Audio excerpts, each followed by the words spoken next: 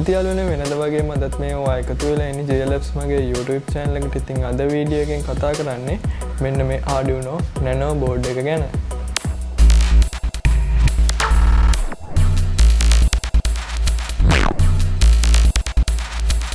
ඉතින් යාළුවනේ මේ Arduino Nano Board විවිධ මිල ගණන් යටතේ වෙළඳපොලෙන් අපිට මිලදී ගන්න පුළුවන්.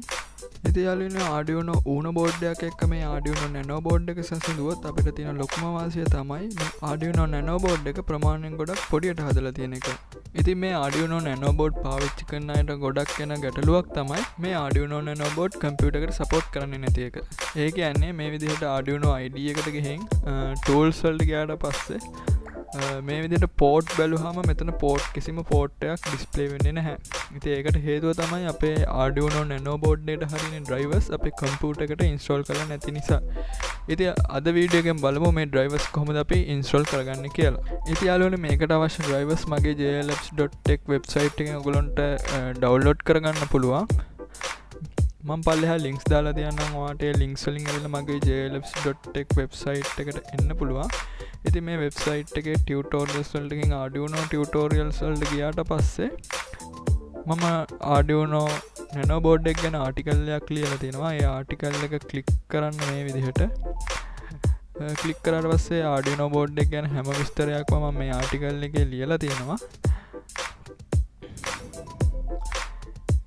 ඉතින් ඒ වගේම තමයි ඔයාලට මෙතනින් install කරගන්න පුළුවන් මේකට අවශ්‍ය drivers. මෙන්න මේ තියෙන පළවෙනි link එක click කරලා ඔයාලට පුළුවන් drivers install කරගන්න මේ විදිහට. මෙතන තියෙන download button එක ඔබන්න. එතකොට මේ ආකාරයෙන් Nano board එකේ drivers download වෙයි.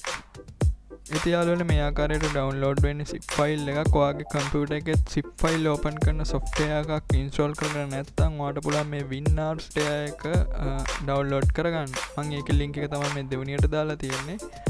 මේකේ download WinR click කළා ඔයාලට පුළුවන් WinR software එක download කරගන්න. ඒක download කරගත්තට පස්සේ ඒක install කරගන්න. ඊට පස්සේ ඔයාලට පුළුවන් මේ ආකාරයට WinR file එක අපිට open කරගන්න.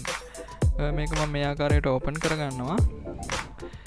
ඉතින් මේක තමයි install කරගන්න ඕන setup එක. අපි මේක මේ ආකාරයට double click කරලා drivers එක install කරගමු. මේ ආකාරයට install button එක මම click කරගන්නවා.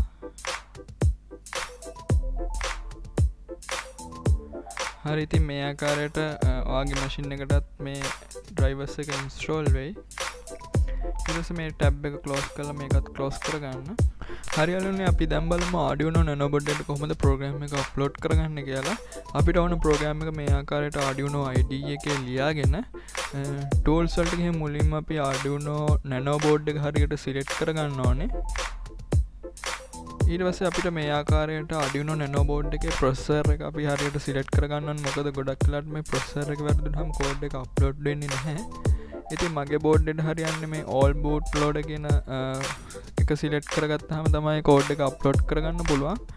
ඔයා ඉතින් මේ දෙකම try කරලා බලන්න. ඔයගොල්ලෝගේ Arduino Nano board එකට හරියන processor එක select කරගෙන code එක upload කරගන්න. මම all boot loader select කරගන්නවා. ඊට පස්සේ අපි මේ ආකාරයට ගිහින් මෙතන තියෙන port එක හරියට select කරගන්න ඕනේ. ඉතින් මේ ආකාරයට තවමත් ඔයාගේ කම්පියුටර් එකේ port එක display වෙන්නේ නැත්නම් ඔයා ආයෙමත් install කරලා බලන්න. අපි කලින් install කරගත්තු drivers ටික ඒක හරියට install වෙලා තියෙනවා නම් මෙතන comport එක පෙන්නනවා. ඉතින් මේ ආකාරයට මගේ port එකත් මම select කරගන්නවා. දැන් අපි upload කරලා බලමු code එක. ඔයාලට පේනවා ඇති මේ ආකාරයට code එක upload වෙලා done uploading වෙනවා. ඉතින් යාළුවනේ, ඔයාලට මොනවා හරි මේ Arduino Nano board එක ගැන මොනවා හරි ප්‍රශ්න තියෙනවා නම් අනිවාර්යෙන් පල්ලෙහා comment section එකේ comment කරන්න. ඒ වගේම තමයි අද වීඩියෝ එක හොඳයි නම් තවත් යාළුවන්ට බලන්න share කරන්න, like කරන්න, comment කරන්න. එහෙනම් අපි තවත් අලුත් වීඩියෝ එකකින් හමු වෙමු.